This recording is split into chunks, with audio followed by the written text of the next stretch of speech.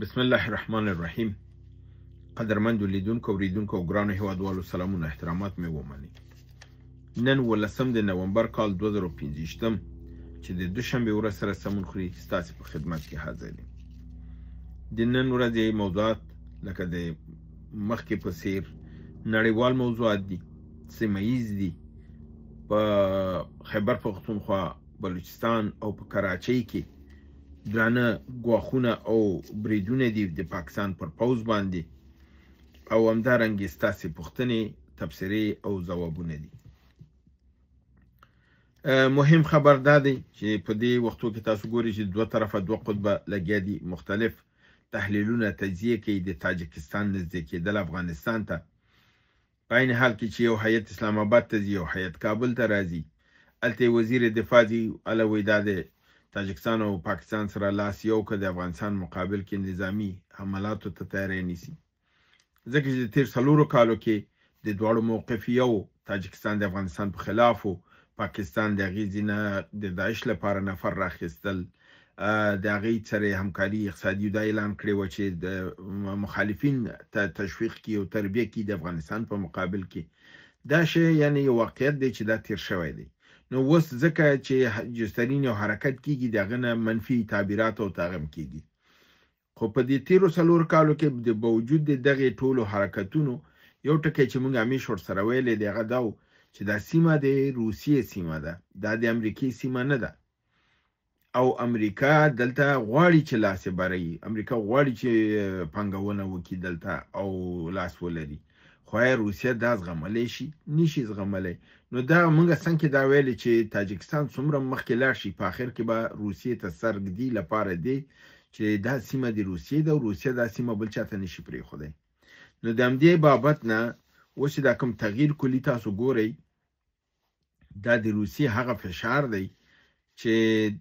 چون هغې دا درک کړی دی چې پاکستان کاملا د غربي نړۍ په لاس کې لوبیږي، د هغې د لاس یو آله ده او سیمه بې ثباتولو خواته روانه کړې ده. نو د ده مخنیوی خو په هر صورت په کار دی. نو د هغې نه اول دا دی چې منځنۍ اسیا او افغانستان او روسیه دا سره متحد شي. د هغې لپاره اوس دغه ډیپلوماتیک او نظامي ټول فعالیتونه روان دي چې د تاجکستان او افغانستان اړیکې سره نږدې شي. او د ده بابت نه دا کوم هیئت عالی رتبه چې کابل ته راغلی دی، دی په ډیرو مختلفو موضوعاتو سره بحث کړی دی. د سرحد باندې د ترهګرۍ د مخنیوي باندې خبرې شوي دي، د سیمه ییز امنیت باندې خبرې شوي دي، د داعش د ډلو د مخنیوي لپاره، ځکه چې اوس خو تاجکستان یو 4 کاله پاکستان سره و، هغه ته خو معلوم دي چې پاکستان ته نه کسان وړل، تربیه کول او دای کول. نو د هغه باید دا شریک کړي د افغانستان سره چې د مخنیوي څنګه وشي. همدارنګې د افغانستان سفارت سپارل امارت اسلامي ته او ډیپلوماټیک اړیکې وسوارول او نظامی او اقتصادي ملاتړ یو د بل نه. ځکه تاجکستان دونه قوي مملکت نه دی، ټول په حدود د 9.5 میلیونه وګړي لري او هغه کې دغه دی حکومت مستبد او ظالم حکومت دی. د 20 کالو نه زیات شو، څه کم 15 کاله شو چې همدا رحمانوف ناست او ټوله کورنۍ یې په غټو چوکیګانو باندې ده او په حساب لوی کرسیګانې دولت پیسو باندې غبن باندې شروع کړې ده. نو دا دی هم په سیمه کې مظلوم خلک دي، غریب خلک دي او مسلمان دي. مسلمان اسلامي تحریک پکې دی او هغه خپل د نظام په مقابل کې مبارزه کوي چې هماغې نه حکومت یریږي او وایي چې افغانستان دا تقویه نه کړي. نو په دې اساس باندې د سیمې یو مملکت دی چې د هغه نه موږ ته پکې ګډوډ جوړ نشي، دا غټه خبر ده. نور ته نه دا دومره دغه نشته چې هغه کوم دومره غټې خپله مرستو ته ضرورت لري، خپله همکارۍ ته نیاز لري. د افغانستان نه زیات بېوزله دی. دا دغه دی. نو دا هیئت راغلی دی او افغانستان کې دا کوي. د دغې راتګ سره هم د پاکستان چرت خراب شوی دی، لپاره دی چې پاکستان خو تاجکستان لوبوه چې په افغانستان کې ترې استفاده وکړي، زموږ بدخشان تخار دا پې باندې بې ثباته کړي. اوس به هماغه تاجکستان د افغانستان سره به ملګرتیا کوي او د بدخشان او د تخار د دې سیمې د امنیت ساتلو به نور به هم ټینګوالی راځي. هغه لاسوهنې چې پاکستان د تاجکستان د لارې کولې هغه د منځه ځي. د واخان د لارې چې کوم لوبه پاکستان غوښتله هغه لوبه نه کېږي. نو دلته پاکستان لپاره لویه ماته ده. دویم خبر نړیوال دا دی چې روسیې په یوکراین باندې یو بل تازه دمه حمله چې په یوکراین باندې کړې ده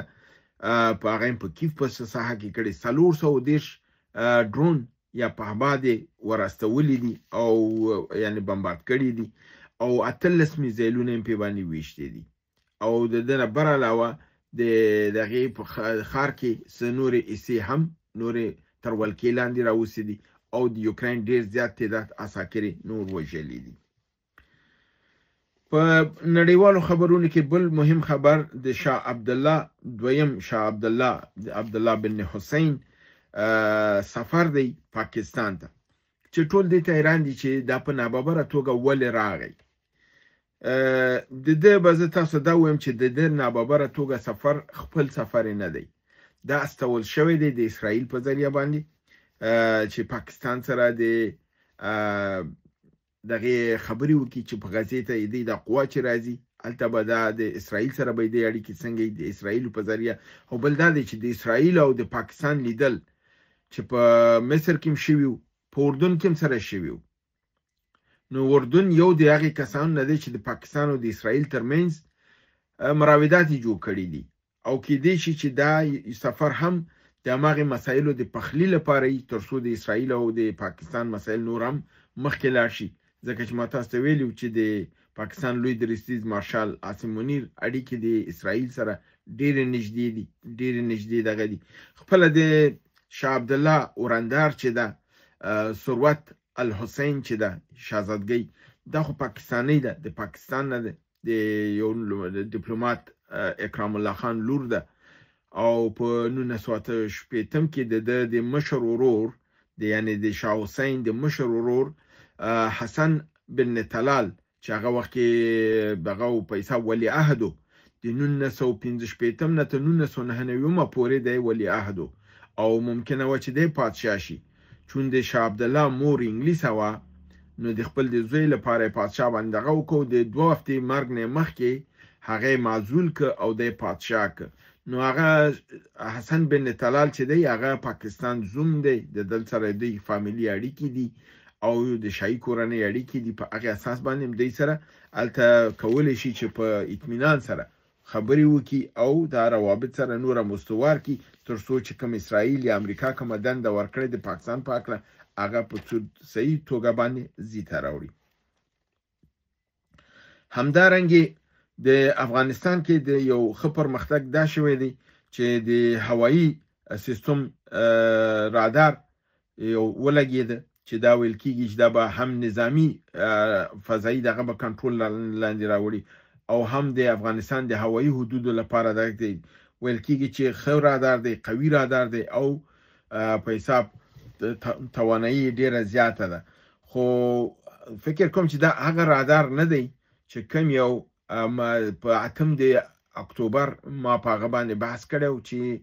افغانستان کې یو رادار دی چې د فرانسې نه راوړل شوی دی په حساب د دې سیستم ټول دغه دی او په دې سیمه کې چا سره هغه رادار نشته دی. که هغه رادار هم اسلامي امارات فعال کی او دغه پرزي او د ترلاسه کی دا به د افغانستان د دفاع لپاره به ډیر خي څومره زیات موږ خپل سیستمونه دغه کو قوي کو او خپل کوم د ملګرو گاونډیانو نه مرسي وخلو هم دومره زموږ مخالف دښمن زبون کیږي او راټیټیږي. راځم د پاکستان کې د نظامی عملیاتو په حق لا چې په درې لویو ایالاتو کې په درې لوی خیبر پختونخوا بلوچستان او کراچۍ کې شوې دي. د کراچۍ په سند کې د حیدرآباد په ښار کې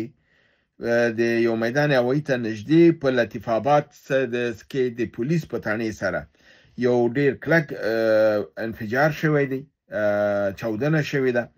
او دغه چاودنه کې 12 کسه وژل شوي دي، 20 کسه ټپیان شوي دي او په سیمه کې یو هرچلې جوړ کړی دی، یو ګډوډي راوستې ده چې دا په خپله د کراچۍ غوندې یو لوی اقتصادي هب کې د پاکستان د امنیت د ماتولو لپاره یو غټ ګام دی. دویم عملیات د بلوچستان په ډیرو قصباتو او په کلو باندې پاکستان پوز بمبارد کړی دی، ډیر کورونه وران کړي دي، ډیر خلک بې ځایه کړي دي، خلک مجبور شوي دي چې د غره لمنو ته پناه ویسي او خپل کورونه پرېږدي. او همدارنګه په همدغه بلوچستان کې د مجاهدینو هم په پوځ باندې برید کړی دی او په دغه نښته کې کم از کم 50 تنه پوځیان مړه او ټپیان شوي دي چې د هغې نه پس بیا دا غچ اخیستل شوی دی او په مظلومو خلکو باندې د خلکو په کلو باندې بمبارد کړی دی. دریم عملیات په خیبر پښتونخوا په وزیرستان شمالي، وزیرستان جنوبي، په اورګزیو کې او په بنو کې شوي دي چې دلته هم انختی شوي دي او هم به پاکستاني پوځ بمبارد کړی دی. د کلي او د باندو خلک وژلي دي، کورونه وران کړي دي او دا کړي دي. په دې کې هم په بنو جاني خیل کې لویه جګړه شوې ده چې هغې جګړې په نتیجه کې 3 لوی پوځي افسران هم وژل شوي دي. د دې 3 واقعو نه تاسو یو شی دا معلومیږي که خیبر پښتونخوا ده، که کراچي ده او که بلوچستان دی، دغه خاوره پاکستان چې ځان ته پاکستان وایي یعنی پنجاب دا خپل نه ګڼي. که دی خپل ګڼلی هیڅوک خپل خلک نه بمباردوي، هیڅوک خپل خلک نه بمباردوي، ته هغې سره کېناستی شي، خبرې کولی شي مزه، خو دی په دې پوهېږي دا خلک د دوی سره نه دي، د دوی تابعیت نه کوي، نو له ده لپاره اوس دوی څه کوي؟ بمباردوي، ځکه پوهېږي د خوا څه مانه جدا کېږي، نو راځي څومره یې ځپلی شي ویې ځپه. دا ظلم دوی ورسره اوس فعلا کوي او دا ظلم یې روان کړی دی. راځم د ستاسو پوښتنو ته. انوارالحق ورور وایي چې نن سبا د پاکستان په میډیا کې د واخان باندې ډېر بحثونه کیږي. آیا اسلامي امارت په دې ساحه باندې څومره کنټرول لري؟ په دغه اونۍ کې هم په دې باندې ما 2 ځلې بحث کړی دی، ځکه دا پوښتنه څو ځلې راغله او ما تاسو په لنډ ځواب دا درکړی و چې بیا یې تکراروم چې واخان چې دی داسې نه ده چې پاکستان څه وغواړي هغه به وشي کولی. پخوا خو دا ویل کېده چې پاکستان او د تاجکستان ترمنځ 14 کیلومتره فاصله ده او دوی به واخان کنټرول کړي او تاجکستان سره به لاره جوړه کړي. اوس خو تاجکستان هم د پاکستان سره نه دی او د روسیې د فشار لاندې دی چې پاکستان سره به اړیکه نشي ساتلی، دا به د افغانستان سره اړیکه ساتي، افغانستان به حمایه کوي. بنان د دا خوب هم د پاکستان اوبو بیوړه. بالفرض وکړه چې دا کار دی په واخان کې وم کې، الته هندوستان هم په سیمه کې د چین هم د هغې نه پرېږدي دی ته. بنان خپل اسلامي امارت الته خپل نوي قوا اچولې ده، ګارنیزونه جوړ کړی دی، د نوي ولسوالیګانو جوړولو کار روان دی، سړک جوړولو کار روان دی. بنان د اسلامي امارت کنټرول الته شته دی. پاکستان کوم داسې شی نشي کولی، هوایي د طیارې هم هلته ګرځي او هلیکوپټرې او دا ساحه معلومات دغه کوي او چینایان هم هغه ساحه کنټرولوي. خپله د روسانو د خوا نه دا ساحه کنټرولېږي او د هندیانو خوا نه، نو پاکستان هلته کوم اقدام نشي کولی. آی انسټال 1080 دی وایي چې که روسیه او هند سره نظامي قرارداد امضا کړي او پس د هغې نه هند د افغانستان سره یو نظامي قرارداد امضا کړي، نو پاکستان خطر به له منځه لاړ شي. اول خو دا دی چې د هند او د روسیې ترمنځ قرارداد نظامي عین د 1980 لسیزې نه دی. د دې اړیکې ډېرې قوي دي او دوی دا نظامي تړون لري او هر 10 کالو کې دوی دا تجدیدوي او د دې ترمنځ دا روابط کم از کم د 70 کاله شو چې ډېر قایم دي. طیارې، تانکونه، میزایلونه دا ټول روسیه ورته ورکوي. دی نظامي پاکټ هم لري او امنیتي پاکټ هم لري او همدارنګې هندوستان د امریکا سره نظامي پاکټ هم لري او امنیتي پاکټ هم لري. بنان دا شی کوم داسې نه دی چې نه وي. بله خبر دا ده چې که هندوستان روسي سره پاکټ ولري که ونه لري هغه دې پورې ربط نه لري. که موږ د هندوستان سره امنیتي تړون یا نظامي پاکټ وکړو دا زموږ په ګټه دی او دا ما څو ځلې ویلیم دي چې اسلامي امارت ته پکار ده. هندوستان اشاره هم ورکړې ده، ممکن چې په لنډو وختو کې داسې یو څه اقدام وشي. آریا زدران وایي چې پاکستان ایران سره هم د تیلو پایپلاین یو هوکړلیک درلوده چې هغه یې پوره نه کړ. بالکل کاملا د هغه ایران خپل پایپلاین تر سرحد د تفتان راتیر کړ، خو پاکستان خپل د تفتان نه هغه اړه تیر نه کړ او دا قرارداد په 2008 کې شوی و، د زرداری په وخت کې شوی و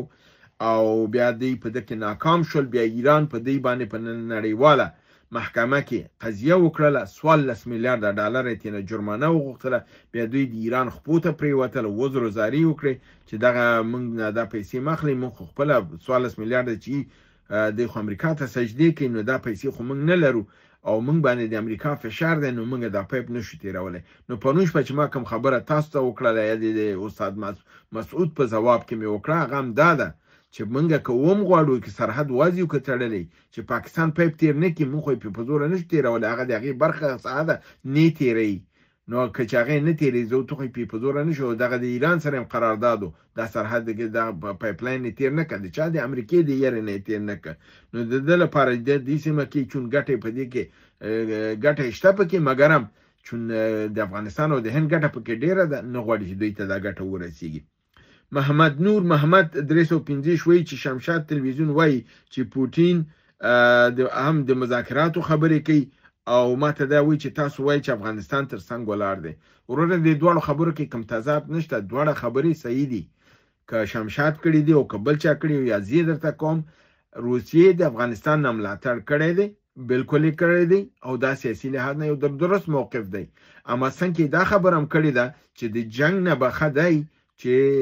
د مصالحې لارې او د مذاکرې لاره ونیسي او ویلي دي زه یعنی الته پاکستان ته دا ویلي چې بې ځایه ګواښ به نه کوي زه د افغانستان نه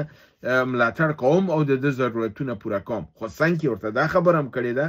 چې مصالحې نه کار واخلي مذاکرې نه کار د ایران سره هم داسې دی ایران سره امنیتي قرارداد هم لري کومک کوي تیاری ورکوي میزایلونه ورکوي هر شی ورکوي خو کله نړیوال سټیج کې چې راځي روسیه وایي چې مذاکرات خدي راشي امریکای سره کېني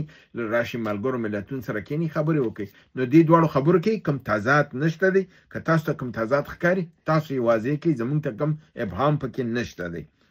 فرید افغان تورستیک احمد وایي آیا روسیه نه پوهیږي چې امریکا افغانستان ته پیسې ورکوي نو بیا د روسیه د افغانستان حمایت څنګه کوي یعنی امریکا افغانستان ته پیسې ورکوي روسیه ولې حمایت کوي بیا بیرته دا ویلي چې کله روسیه د افغانستان حمایت کوي نو امریکا ولې خپل پیسې نه بندي دا په دې رقم داسې نه وي چې ممالکو روابطو کې چې په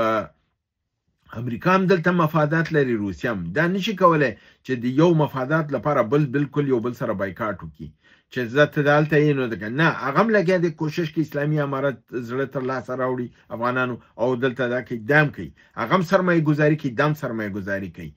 ټول لوی چینایان هم لګیا دي کوي په دې کې دا دغه نه چې یو راغی نو بل بزي او بل بچ راغی بل بزي امریکایان لګیا دي خپل مرسته کوي د دوحې د قرارداد رڼا کې التزین تعهدات شوي دي او د کومکونه بشري او استخباراتي روان دي او دا به رواني او روسیه هم خپل کوشش کوي چې افغانستان ته کومک وکړي تر څو ځان ته رانږدې کړي او نړۍ سیاست هم دا دی ته به د ټول نه کومک اخلي خو کوشش به دا کوي چې د یو لمن ته به نه لویږي او نو ټول به کوشش کوي تا ته به کومک ډیر کوي تر څو ته خپل په لمن کې ځان سره واخلي دا یو د کې کوم تضاد نشته دی هیله ده چې تاسو د پوښتنې ځواب شوی تر بل برنامه تاسو په لوی رب العزت سپارم و ما علینا الا البلاغ